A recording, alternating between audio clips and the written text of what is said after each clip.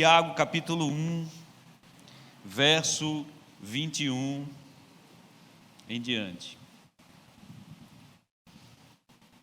Louvado seja Deus. Amém? Quem achou diz amém. Amém.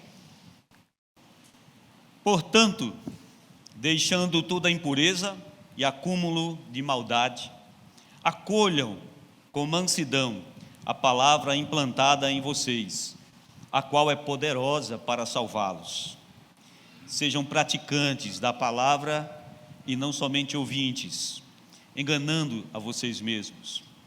Porque se alguém é ouvinte e não praticante, assemelha-se àquele homem que contempla o seu rosto natural num espelho, pois contempla a si mesmo, se retira e logo se esquece como era a sua aparência.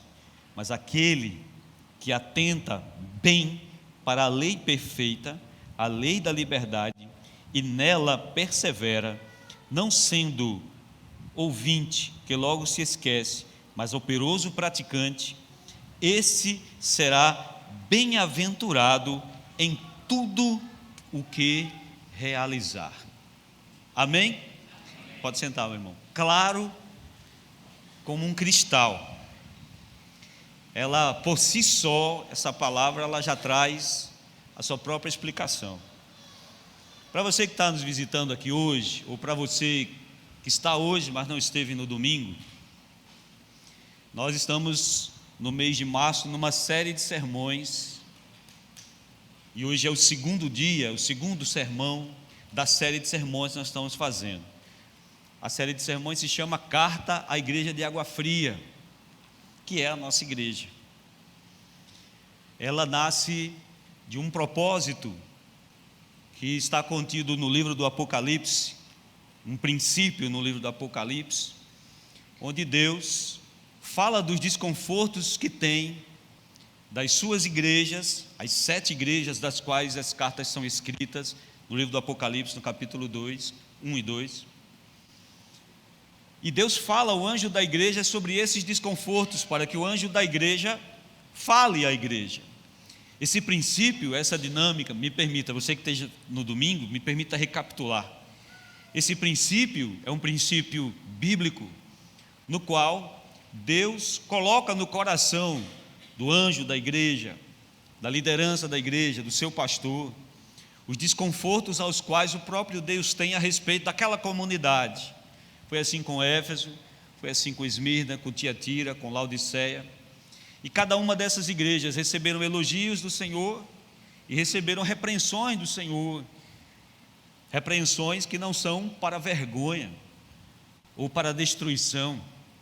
Porque se Deus nos corrige hoje, é porque Deus não quer que sejamos condenados no final. Então a correção de Deus hoje, ela é boa, ela é perfeita e ela é agradável. Posso ver um amém, irmãos? Porque o escritor aos Hebreus diz que Deus corrige a todos aqueles a quem Ele ama. E no domingo passado nós vimos o elogio que o Senhor faz saltar aos olhos essa igreja querida que o Senhor me colocou há 16 anos para ser pastor. O elogio de um remanescente fiel. Um remanescente é um grupo que cumpre cabalmente a vontade de Deus, que vive a vontade de Deus, que mantém a obra funcionando, que contribui para que a obra esteja atuando. Esse remanescente é a igreja invisível do Senhor, é aquela igreja que será salva no último dia. Mas pegando a deixa da carta à igreja de Sardes, quando o Senhor fala à igreja de Sardes que haviam 3 grupos dentro da igreja de Sardes, a palavra diz que haviam aqueles que estavam mortos, mas que tinham cara de vivos. Haviam aqueles que estavam oscilantes, tanto queriam ir para um lado quanto queriam ir para o outro. E existia um grupo dos vivos que eram os remanescentes, aos quais o Senhor diz: esses andarão comigo. E Ele diz: consolide os que estão em dúvida. Então, pegando essa dinâmica, o Senhor falando ao meu coração, para expor os desconfortos E não são desconfortos pessoais, são desconfortos que dizem respeito ao desenvolvimento da obra do Senhor.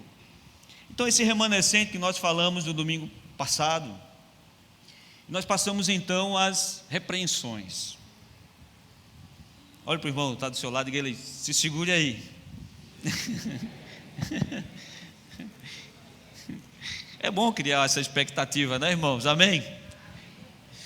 E a carta de Tiago, ela dá a introdução para essa repreensão. Tenho, porém, contra ti, que toleras os que não obedecem à lei e são relapsos com a missão. O que significa essa acusação? Essa acusação significa que no nosso contingente, no nosso meio, tem aquelas pessoas que elas são indiferentes à prática da fé, indiferentes ao crescimento, ao desenvolvimento como cristão, e são relapsos com a missão e com o propósito que o Senhor deu a cada um deles. Esse desconforto me acompanha já há algum tempo.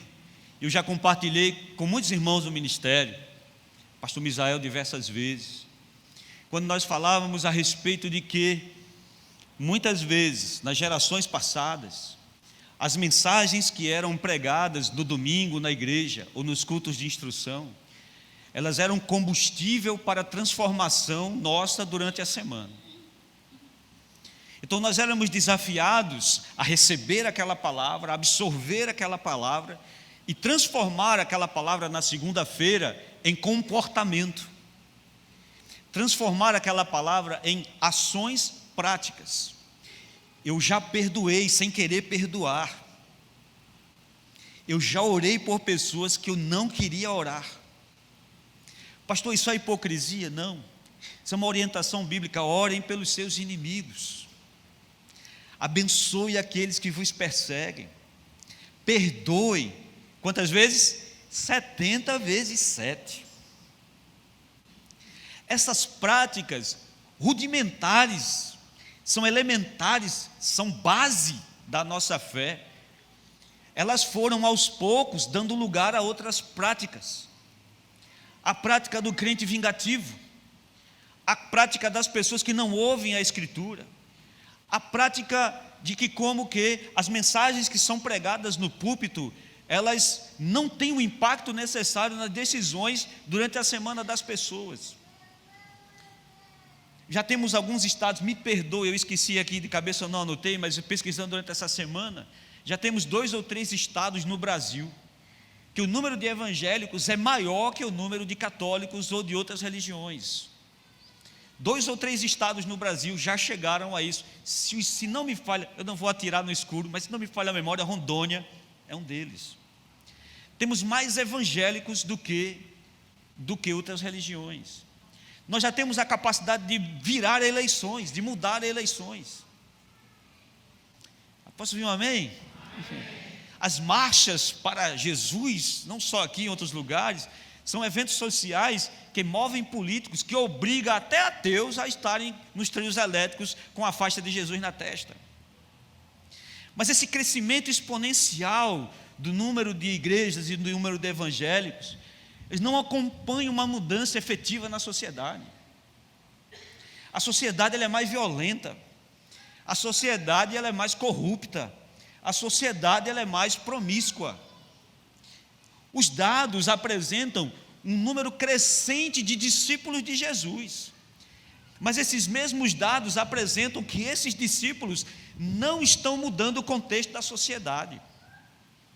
A sociedade está adoecida, o mundo está entenebrecido. Então nós vamos perceber claramente que esses dados estatísticos, eles são quantitativos, eles não são qualitativos. O que significa isso? Eles são dados de quantidade, mas eles não têm qualidade. Porque fomos perdendo a essência da prática da Escritura. E essa ação, ela foi sendo observada por nós dentro da nossa denominação, dentro da nossa igreja local. Nós ensinamos, nós mostramos, nós expomos as Escrituras, e para algumas pessoas essa exposição da Escritura, ela não tem efeito prático nenhum. Elas continuam rancentas, fofoqueiras. Elas continuam atribulosas, pessoas que não só são atribuladas, mas que atribulam outras pessoas. Elas geram crises no meio do rebanho, elas causam problemas com outras pessoas, eles são semeadores de contenda. Dentro de um contexto de discípulos de Jesus, nós podemos ter diferenças de pensamento, nós temos diferença de temperamento, mas todas essas diferenças, se todos nós confessarmos Jesus Cristo como Senhor e como Salvador, elas são deixadas em segundo plano por um plano maior, porque nós somos filhos de Deus e nos alinhamos à vontade do Deus Todo-Poderoso. De maneira que a minha vontade, ela é irrelevante a segundo plano, porque o que importa realmente é a vontade de Deus. A vontade de Deus é que eu viva em comunhão com você, é que sejamos irmãos e que nos amemos genuinamente em nome de Cristo Jesus. Posso ouvir um amém? Amém. Mas na prática isso não acontece. Por isso que nós adoecemos. Por isso que emocionalmente nós estamos instáveis.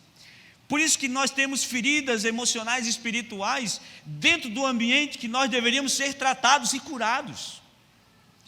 Porque temos pessoas que não foram convertidas e não são tratadas, e essas pessoas mantêm os seus espinhos e ferem as outras pessoas. Spurgeon falou uma frase, toda frase que o pregador não sabe quem é, ele diz que é Spurgeon, mas essa eu sei que é Spurgeon, viu, irmão? Amém? Spurgeon dizia que chegará o tempo em que o pastor deixará de pastorear as ovelhas para entreter os bodes. Essa fase já chegou. Pastor que desce de rapel no culto, pastor boa praça, pastor legal com todo mundo. Se eu for legal com todo mundo, eu perdi a capacidade de ter o cajado de Deus na minha mão. Porque Paulo fala em 2 Coríntios que nós somos o bom perfume de Cristo para os que se salvam e para os que se perdem. Então, no meio dessa nave tem aqueles que me amam e tem aqueles que me odeiam. Por quê? Porque a palavra, uma vez que bate na ovelha, ela absorve, recebe e muda. Quando ela bate no bode, ele pula e dá coice. Quem me entende diz amém. E Tiago fala sobre isso.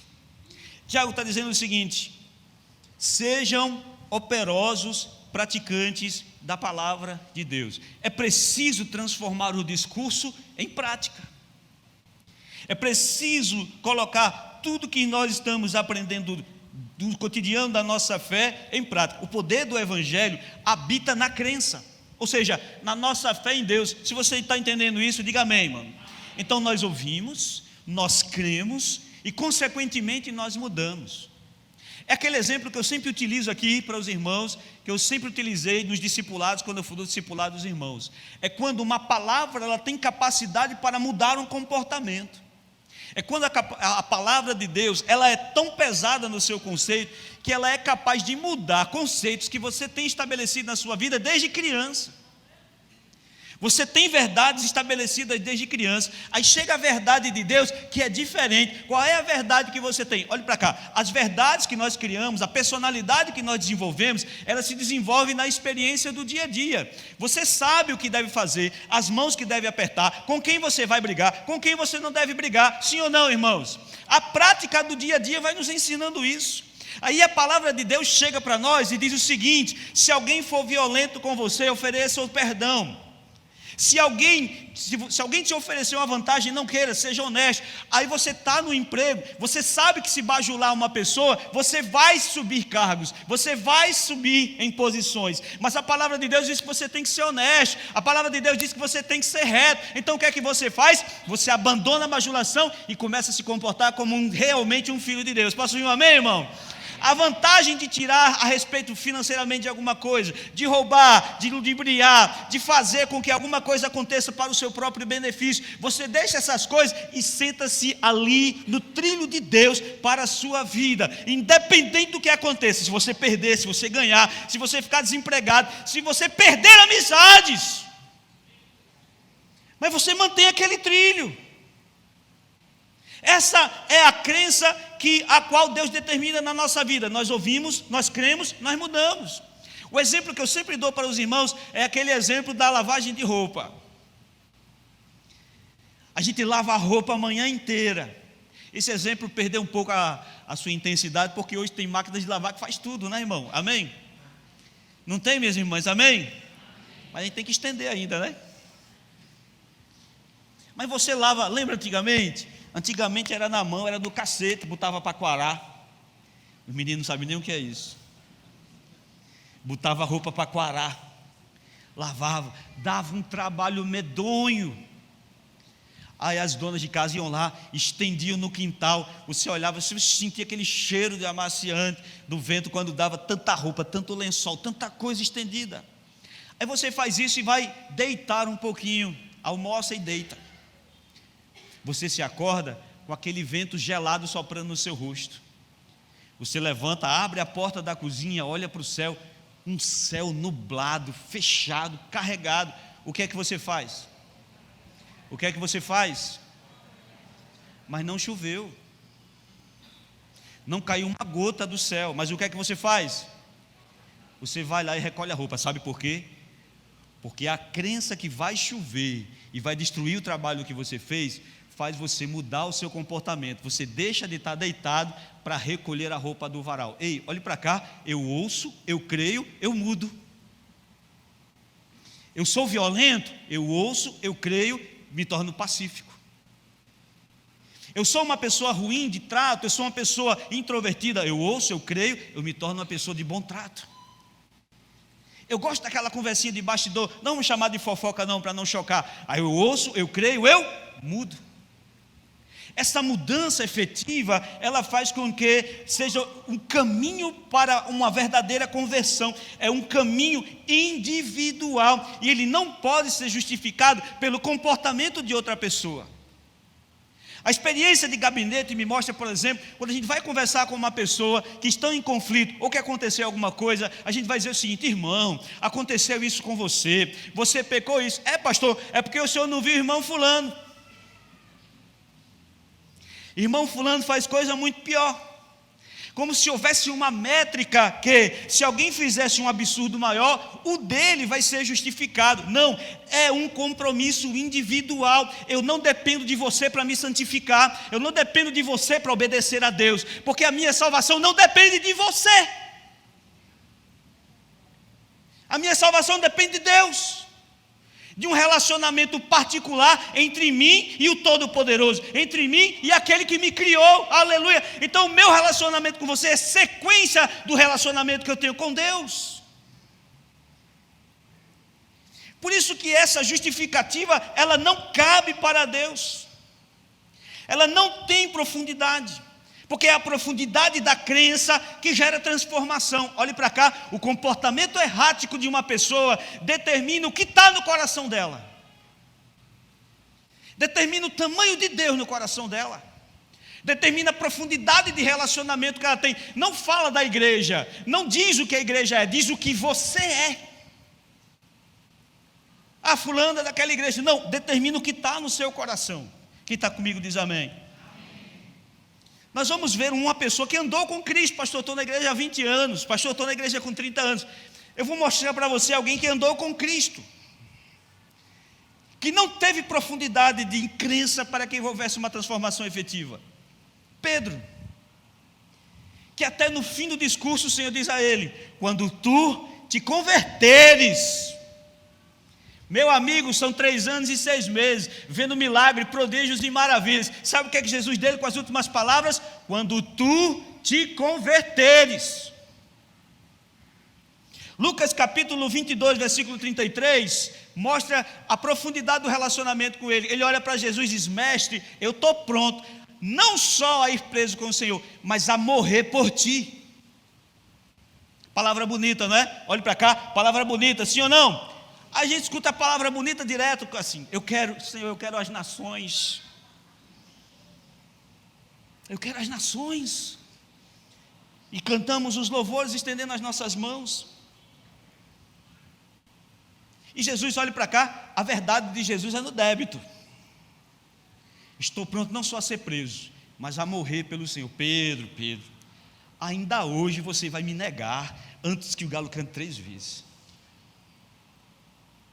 A crença não mudou seu comportamento. Quando o bicho apertou, o que foi que Pedro fez? Correu. Quis resolver no pau, puxou a espada. A palavra do Senhor diz que João entrou lá na casa do sumo sacerdote onde Jesus estava sendo julgado. O que foi que Pedro fez? Entrou escondido. O homem que estava pronto a morrer por Jesus estava se escondendo. Quem está entendendo aí diz amém. João capítulo 18, versículo 10, diz que quando os soldados do sumo sacerdote chegaram em Jesus, Pedro saca da espada e decepa a orelha de Malco. Ele queria matar o servo do sumo sacerdote. Pedro convertido, João, estava armado. Pedro convertido estava armado para resolver o que viesse na hora. João capítulo 21, versículo 3, depois que as mulheres dizem que Jesus ressuscitou, sabe o que foi que Pedro fez? Chamou aqueles seus que já faziam parte da sua função e voltou a pescar, voltou a trabalhar. Que negócio de discípulo nada, eu vou voltar a pescar, e voltou a pescar. João capítulo 21, no versículo de número 3, ele não está pescando por lazer, ele está pescando à noite, ele passou a noite pescando, ele voltou à sua profissão. Sem mudança, meu amigo, a sua fé é vazia. Sem mudança, você pode morrer dizendo que serve a Deus, mas quando a trombeta tocar, você não vai subir. Sem mudança, sem a crença efetiva na sua vida, não vai mudar absolutamente nada. E você vai se tornar um religioso hipócrita. Você vai se tornar uma pessoa mais perigosa do que era antes. Sabe por quê? Porque agora você tem a Bíblia para se esconder atrás dela. Porque você agora fere em nome de Deus. Porque você persegue agora em nome de Deus. Olhe para cá, a pessoa faz as mesmas coisas que fazia antes, só que agora ela faz em nome de Deus. É muito pior. Sabe qual é o que o fofoqueiro fala quando vai fofocar? Eu trouxe aqui um motivo de oração para a gente orar. Fulano adulterou. O filho de fulano é isso. A filha de fulana fez isso. Sabe o que a pessoa vai perseguir, maltratar? Sabe o que ela diz? Deus não quer que você seja desse jeito. Como se ele fosse o juiz estabelecido pelo Senhor para determinar critérios de comportamento de quem é A ou quem é B. Sabe o que é mais assustador? Muitos dessa turma sentam-se em cadeiras de julgamento e julgam parte das pessoas nas suas congregações. Quem está me entendendo diz amém. Sem mudança a sua fé é inútil. É isso que Tiago diz no capítulo 2, no verso 14. Se não tem mudança, sua fé é inútil. Tiago diz no capítulo 2, verso 14: me mostre a sua fé sem obras. Me mostre a sua fé que não faz absolutamente nada. Me mostre a sua fé que não promove mudança. Me mostre a sua fé que não realiza absolutamente nada. Você é a mesma pessoa. Você é a mesma pessoa, você não mudou absolutamente nada. Mudar a roupa não significa que você vai para o céu. Mudar o vocabulário não determina que você vai para o céu. Aí nós vamos ver meia dúzia de pessoas tribuladas, causando, perseguindo, causando, maltratando. Olhe para cá, eu li um livro, depois você lê em casa, se você quiser, você compra, você envia. Feridos em nome de Deus. Pessoas que desenvolveram transtornos, pessoas que foram maltratadas, pessoas que hoje têm ojeriza, têm nojo das igrejas. Sabe por quê? Porque foram cuidadas por pessoas que maltratavam, que perseguiam, que ludibriavam, que sugavam. Sem mudança de comportamento, a sua fé é inútil. E aí você vive 2 infernos. O inferno de não desfrutar a vida pecaminosa que o diabo te oferece, e quando morrer, ainda vai ser lançado no lago de fogo e enxofre, que arde perpetuamente. Quem me entende aí diz amém. Tiago diz: o que é que adianta? Se alguém chega na sua casa e diz que está com fome. Nós pegamos esse exemplo e usamos esse exemplo como o macro do texto de Tiago. Não é. O macro do texto de Tiago, a essência, a ideia exegética do texto de Tiago, ele está dizendo o seguinte: tem que ter obras. A minha fé tem que ter ações. A minha fé tem que ter testemunho. Então, que mudança efetiva você tem? Eu acompanho meus irmãos nos grupos de vida. Eu acompanho esses irmãos constantemente nos grupos de vida, visito, vou num, vou no outro. Eu vejo o crescimento, o desenvolvimento na vida desses irmãos, eu vejo o amor desses irmãos crescendo pelas almas, eu vejo a dedicação desses irmãos, eu vejo a dedicação dos nossos líderes em cada detalhe do que eles fazem. Eles poderiam estar deitados, eles poderiam estar repousando, eles precisam estar descansando, mas eles se lançam no cuidado das pessoas que muitas vezes rejeitam eles. Sabe o que é isso? É uma transformação efetiva no coração das pessoas. Quem está me entendendo aí diz amém. Aleluia. Então é preciso transformar discurso em prática. Pastor, eu estou na igreja há muitos anos. Pedro andou com Jesus. Judas andou com Jesus. Irmão, olhe para mim, em nome de Jesus, deixa eu dizer a você, eu não estou fazendo propaganda em benefício próprio. Eu não estou aqui buscando coisas sem sentido para você, não. O que eu estou mostrando para você é um alerta do Espírito a você. Ou você cria raízes e bota lá para o fundo as suas raízes, ou quando vier as coisas que estão para vir, você será levado. Porque a palavra do Senhor diz que o Senhor vai joeirar o trigo. Sabe o que é joeirar o trigo?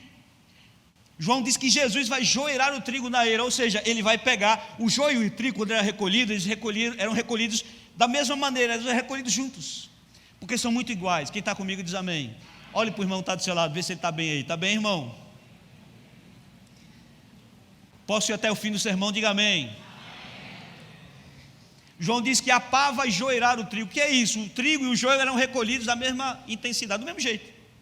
Eles eram colocados na eira. Olhe para cá, a eira era uma laje. Ele era colocado ali. Então, aquele que tinha pá, pegava, dava uma pá e jogava o joio e o trigo juntos para cima. O que é que acontece quando você faz isso com a palha e com arroz? Quem já foi do interior?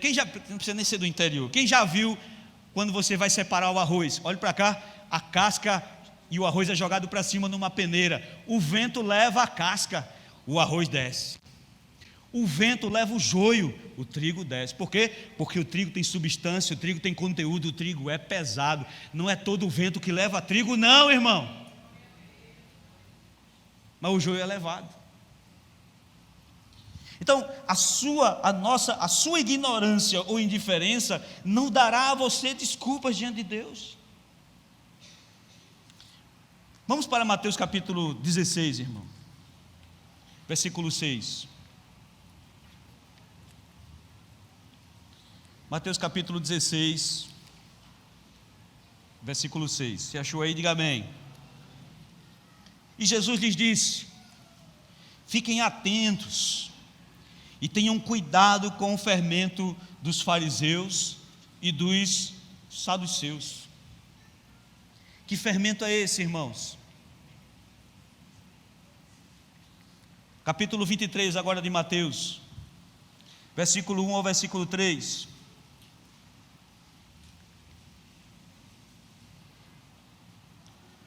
Então Jesus falou às multidões e aos seus discípulos: na cadeira de Moisés se assentam os escribas e os fariseus. Portanto, façam e observem o que eles dizem, mas não imitem as suas obras, porque eles falam e não fazem. Sabe qual é o fermento do fariseu, irmão? Hipocrisia. É a hipocrisia. Jesus diz: guardem-se do fermento dos fariseus. O que é que Jesus está dizendo? Olhe para cá. Cuidado quando você fala e não faz. Cuidado quando você evangeliza, mas você está pior do que aquele que você evangelizou. Cuidado quando você fala, não faça, e você faz. Isso é o neofarisaísmo. O que é o neofarisaísmo? É o neofarisaísmo moderno, ou seja, religiosos que dizem às pessoas, façam as coisas, mas esses mesmos religiosos, eles não fazem. Esse comportamento, ele não está só em líderes. Olhe para cá. Ele está na nossa vida cotidiana. Porque todas as vezes que você abre a porta da sua casa, Existem provas colocadas pelo Senhor para determinar a intensidade da sua fé, a sua honestidade, se você é pacífico ou não. Toda vez que eu caio numa cilada do diabo, eu digo: perdoe, Senhor. E o trânsito, ele gosta de me dar essas ciladas. O diabo gosta muito de me dar ciladas no trânsito. Acaba me fecha, eu digo: filho do cão, perdão, Senhor.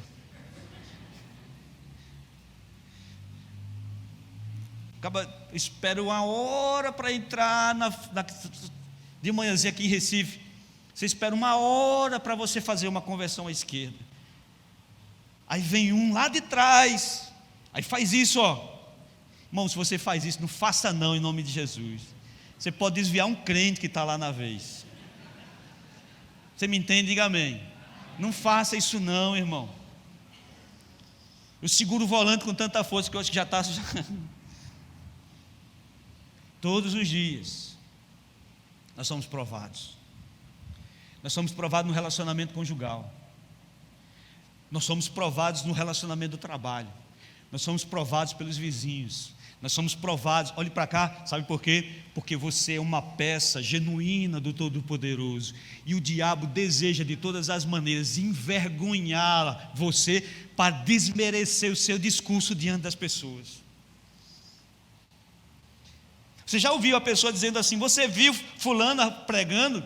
Eu vou escutar fulano pregando, fulano todo desmantelado. Quando eu for ser crente, eu vou ser crente igual a fulano, que fulano tem um comportamento. Já ouviu isso? Quem já ouviu isso, levanta a mão e diz amém. A gente ouve, irmão, porque tem um bocado de crente atribulado aí, que não lê a Bíblia e nem faz o que a Bíblia manda. Então eu não quero mais, diante do Senhor, diante da igreja, dizer a você, continuar a dizer a você, que você tem que ler a Bíblia, que você tem que praticar a Bíblia. Não é porque você quer, é porque você deve. Você não deve perdoar porque eu quero. Eu não quero perdoar. Você deve, porque se você não perdoar, você não é perdoado. É simples. Ei, olhe para cá, a gente bota flores no Evangelho, mas a matemática de Deus é crua. Não perdoa não, eu não te perdoo. É simples. Não quer me seguir não? Vai ser condenado. Separar bodes e ovelhas. Ei, não tem meio do muro não. Ou é ovelha ou é bode. Irmão, eu era colérico. Eu era um sujeito colérico. A missionária Milka, no encontro de casais que a gente teve, foi fazer os testes de temperamento. Eu entrei em crise. Eu não sabia se era colérico, se era sanguíneo. Eu fiquei no meio de um bocado de comportamento, de personalidade, porque eu me iro com facilidade. Me irava com facilidade, brigava com facilidade. Sim, irmão, desse tamanho eu fazia isso. Fazia. Não tinha pareia não. Eu fico imaginando os anjos trocando de turno comigo, né? Olha, assume aí, porque ele hoje me deu muito trabalho. Implicava com minhas irmãs, todos os meus irmãos, todos, se eles estiverem assistindo, eles vão lembrar, todos os meus irmãos, menos meu irmão homem, que é cabra macho. Tenho 4 irmãs, fiz todas chorarem. Todas já choraram com palavras duras, todas já choraram com alguma coisa que eu falei. Já fiz minha mãe chorar com palavras duras e com comportamento. Todos. Sempre quando eu chego em casa, a Eliane está lá terminando cuidadosamente a casa. Eu me lembro da minha irmã mais velha, a minha irmã encostada mais velha, a Jeane. E quando eu chegava do jogo de futebol com a chuteira cheia de barro, ela dizia: se você entrar nessa sala, eu quebro as suas pernas. E eu entrava, soltando o barro da chuteira dentro da casa. E lendo Gálatas, capítulo 5, a partir do versículo 20. Angustiado no meu coração, porque quem faz isso, olha para cá, quem machuca, sofre. Porque a gente tem um remorso porque machucou. E o Senhor, o que é que eu faço? Me dá sabedoria. Senhor, eu não quero mais. Eu não quero mais. Eu já disse aos meus filhos: viva a vida sem ter que pedir desculpas. Não estou dizendo que isso é arrogância, eu estou dizendo que policie-se a ponto de não machucar ninguém. E eu, lendo lá, pastor Misael, aí estava lá: mansidão, domínio próprio.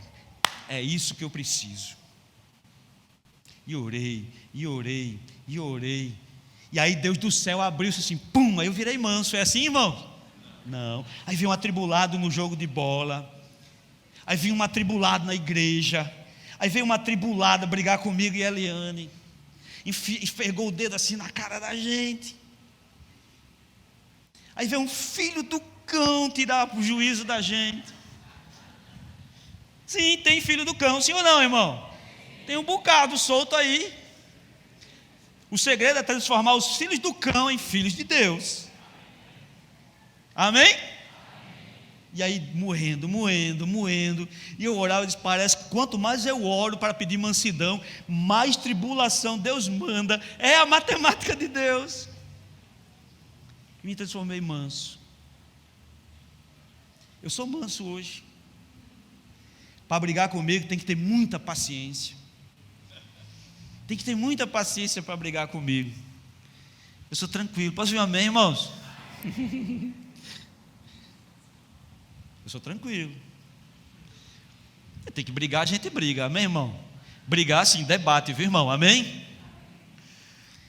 Agora, as pessoas são coléricas lá fora. Quando se converte, continua do mesmo jeito, querem brigar dentro da igreja. Eu já falei a respeito de um amigo meu, novo convertido, ele dizia: eu me batizei, mas o meu braço ficou do lado de fora. E depois mergulhe o braço agora e batize-se com a boca aberta para a água entrar na língua também. Tem que mudar. Tem que mudar. Quebra o pau dentro de casa. Não. Não quebra o pau dentro de casa não, irmão. Tem uma palavra assim, não sei se ela, qual o contexto dela aqui em Pernambuco, mas na nossa região a gente chama, quando o homem grita, a mulher grita, o menino grita, o cachorro grita, vira um canjerê. É velho, né, irmão? Aquela bagunça, aquela balbúrdia, aquele, meu Deus, não sei nem se essa palavra, o que é que ela significa aqui em Pernambuco, mas na minha região é bagunça, viu, irmão? Amém? Quem está me entendendo diz amém. Muda. Eu mudo. A esposa muda dentro de casa. Ei, olhe para cá. Você que fez a federal e é feminista e casou. O marido é o cabeça da casa. O pau vai quebrar em você e tem que entender que o marido é o cabeça da casa. Quem está me entendendo diz amém. Olhe para cá. Muda, meu irmão. Sim ou não? Então, essa ignorância não vai salvar você. Eu não sabia. A ignorância não salva, você tem que saber. Olha para o irmão que está do seu lado da igreja, você tem que saber, meu irmão. Os maiores desafios do crente, olha para cá, os nossos maiores desafios não são os desafios externos, é a renúncia interna. É a renúncia interna. O tempo está voando. Por fim, mas não menos importante, a manifestação disso no sentido de fazer as coisas para Deus, relaxadamente. Abra lá em Isaías capítulo 1, você está comigo aí? Diga amém, irmão. Aleluia. Isaías capítulo 1.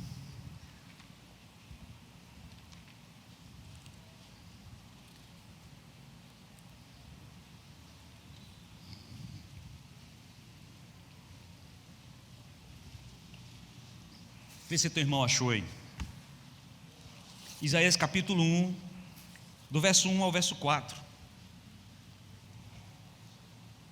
Do verso 2 ao verso 4. Ouçam, ó céu e terra, porque é o Senhor que fala. Criei filhos e os fiz crescer, mas eles se revoltaram contra mim. O boi conhece o seu dono, o jumento, o lugar onde lhe dão comida. Mas Israel não tem conhecimento.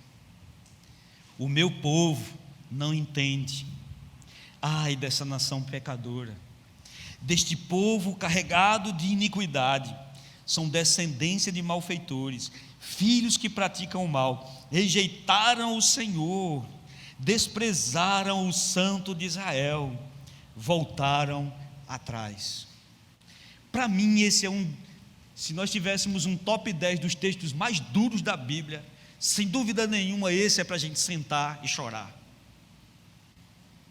Deus está dizendo nesse texto: até um animal é retribuidor quando lhe dão benesses. Até um animal obedece e se afeiçoa quando você faz um bem a ele, mas o meu povo não faz o que eu peço. Sem dúvida nenhuma, essa é uma das maiores dificuldades que nós enxergamos hoje. Não reconhecem as ações de Deus, porque a nossa mudança de comportamento não é para receber uma recompensa futura, é pelo que Deus já fez, é pelo que Deus já realizou, é pelo que o Senhor já fez em nossa vida. Posso ouvir um amém, irmão? Se você pegar um animal, se pegar um gato, um cachorro, se você fizer afeição, se você fizer carinho nele, ele não vai sair de perto de você. Um líder comunista chamado Stalin dizia, não sei se essa é verdade, essa história chegou até mim certa feita, que ele pegou numa reunião com seus líderes, não sei se é verdade, viu, Vitor? Me perdoe se não for. Ele pegou ali uma galinha, ele depenou a galinha viva. E a galinha sangrou viva, e ele pegou alguns milhos na mão, colocou assim perto da galinha, a galinha começou a comer, e a galinha começou a acompanhar ele. Ele disse: mesmo que você depende o povo, mas se você der pão, eles vão seguir você. Se você fizer carinho num gato, ele não vai abrir você. Se você fizer um carinho num cachorro na rua, ele vai acompanhar você para onde você for. Sim ou não, irmãos? O animal ignorante, irracional, é retribuidor. E Deus diz: e o meu povo não é. O meu povo não me conhece, o meu povo não me entende. E se você aplicar isso à nossa prática devocional cotidiana, e se você aplicar isso às coisas que nós estamos vivendo, se você aplicar isso ao seu comportamento, ao meu comportamento cotidiano, você vai entender que o que nós fazemos, nós não fazemos para ir para o inferno, nós não fazemos para não desagradar aquele que nos amou e entregou seu filho por amor a nós. Aleluia! Olhe para Davi. Davi no Salmo 51, ele diz: Senhor, não retire de mim o teu espírito, não se afaste a tua presença de mim, eu preciso da tua presença. O desespero de Davi não era a condenação, era o afastamento de Deus. Se um animal é retribuidor, porque o nosso comportamento não pode ser, na verdade não pode ser, deve ser. Deve. Não podemos fazer as coisas relaxadamente. Não podemos fazer as coisas quando sobra tempo, quando sobra dinheiro, quando sobra as coisas, porque Deus deseja o melhor de nós, porque Ele dá o melhor para nós. Será difícil entender isso, irmão? O que você tem não é fruto somente do seu trabalho. Deus abriu as portas para que você pudesse ter o que você tem. Deus envia clientes, Deus abre a oportunidade, Deus te fez passar no concurso, Deus abriu a porta de emprego, Deus te dotou, Deus te capacitou, aleluia! Mas você não é retribuidor. Faz quando sobra tempo, faz relaxadamente, faz quando tem campanha, faz de qualquer maneira.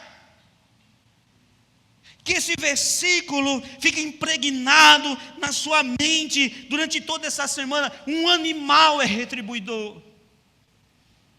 Um animal irracional é retribuidor. E nós sabemos o que Deus fez por nós. Nós sabemos o que Cristo fez por nós. Nós sabemos o que Deus faz a todo dia. Deus não pode ser uma caixa de ferramenta que você aciona quando você precisa, irmão. Aleluia, Deus deve estar na cabeça das suas prioridades, Deus deve estar na cabeceira da sua vida, sempre ser a primeira coisa, e não é só da boca para fora. Pare com isso, pare com esse comportamento leviano, você que ainda o tem. Pare com esse negócio de achar que Deus é menino, que Deus vai aceitar as suas migalhas. dá migalhas para Deus, mas quer a excelência do Senhor, e fica chateadinho quando Deus não dá excelência. Irmão, não se engane. Deus continua sendo Deus de geração a geração. Aleluia. Nós somos apenas ocupantes desse planeta. Nós somos apenas ocupantes transitórios dessa geração. Se o Senhor não voltar, nossa geração vai morrer e Deus vai levantar outra geração. Deus não precisa de você, Deus não precisa de mim. Deus é Deus sem precisar de ninguém. Ele é autossuficiente. E você quer dar migalhas a Deus, irmão? Você quer dar sobra do seu tempo e achar que Deus vai receber remendo velho das suas mãos? Vai não, irmão. Não vai mesmo. É um povo que não se esforça em obedecer. Eu me esforço para obedecer a Deus. Você acredita? Eu me esforço. Eu me esforço todas as manhãs. Eu me motivo todas as manhãs. Eu busco todas as manhãs sempre fazer o meu melhor. Por isso que quando eu canto na maior intensidade que eu puder. Eu posso estar numa igreja grande como a nossa, eu posso estar numa igreja pequena, não importa, eu vou estar do mesmo jeito adorando, buscando, cultuando, porque aquele culto pode ser o meu último culto, pode ser meu último suspiro, e eu quero dar sempre o melhor a Deus, sempre na maior intensidade para o Senhor. Aleluia! Você nunca vai me ver trabalhando, me guardando. Sempre é ali, na máxima. Não é porque eu sou melhor do que você, não. É porque eu sei de onde eu vim. Eu sei de onde Ele me tirou. Eu sei que estar em pé diante de vocês hoje aqui é um milagre. E eu reconheço esse milagre do meu Senhor todos os dias. Um povo que não se esforça para obedecer. Um povo fofoqueiro. Pessoas que murmuram, pessoas com maledicência. Que a mão de Deus caia sobre essas pessoas. Isso aqui não é praga, isso aqui é para que o Senhor converta o seu coração. Se você ainda anda pelas esquinas das casas fazendo fofoca contra a sua igreja, que a mão de Deus caia sobre você. Se você é maledicente e trabalha contra a obra do Senhor, que a mão de Deus caia sobre você. Pastor, pelo amor de Deus, você está na carne hoje, não. O apóstolo Paulo, escrevendo aos Coríntios, diz: quanto ao irmão que eu já falei para vocês, e vocês não fazem nada a respeito dele, digo a vocês, entreguem ele a Satanás, para que o seu espírito seja salvo no último dia. Quem sabe seu espírito seja salvo no último dia. Se para converter precisa sofrer, que Deus faça sofrer. Um povo que não se esforça em obedecer. Deus não se deixa escarnecer. Os escândalos que vêm, vão vir, mas eles não vêm por causa do remanescente fiel do Senhor. A resposta de Deus não é instantânea, mas é certa. Ela virá. E ela vem com a força que o Senhor traz sobre os povos. Eu quero convidar você para meditar nisso hoje. Para você sair daqui hoje meditando, e que essas palavras elas não caiam no chão como folhas secas, que elas caiam como sementes em seus corações. Para sair daqui para uma guerra espiritual que vai ser travada a partir de amanhã, lá no seu emprego, ou vai ser travada daqui a pouco quando você sair e chegar em casa. Alguns dos meus irmãos, eu sei, tem lutas terríveis dentro de suas casas. Nós tínhamos alguns irmãos aqui que os pais não deixavam comer quando chegavam da igreja. Nós tínhamos irmãos aqui que os maridos trancavam as portas, as irmãs, quando eles chegavam da igreja. Ninguém conhece a luta de ninguém. Mas se você colocar isso no seu coração, pode ter certeza de uma coisa: vale a pena obedecer a palavra do Senhor até o fim. E aonde você estiver, você vai ser uma tocha de Deus para um mundo caído. Vai ser uma tocha de Deus para um mundo depravado. E a presença do Senhor em sua vida vai atrair as pessoas. Fique de pé, por favor. Deixa eu orar por você.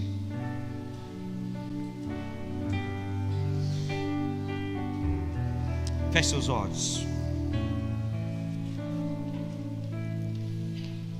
Senhor,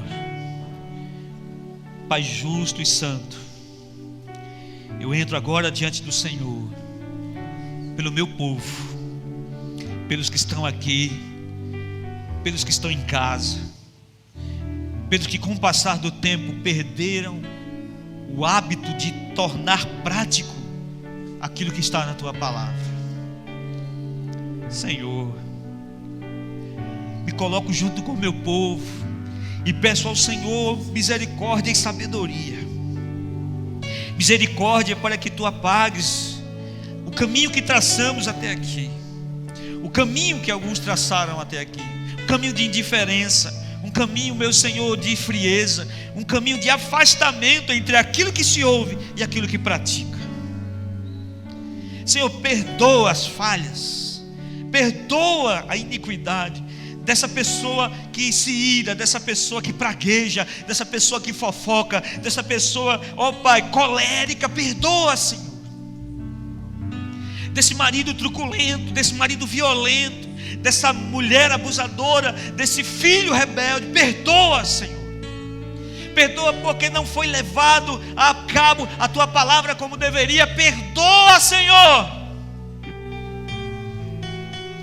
E que Teu Espírito venha nessa noite de uma maneira diferente, guiando-nos num processo novo, guiando-nos num processo excelente, para que, meu Senhor, todas as pessoas que estão ouvindo esse sermão sejam tocadas pelo Teu Espírito e sejam mudadas em Teu nome. Converte corações, meu Senhor, transforma comportamentos, muda visões, meu Senhor. Em nome do Senhor Jesus nós oramos por tudo isso e já Te agradecemos pela fé.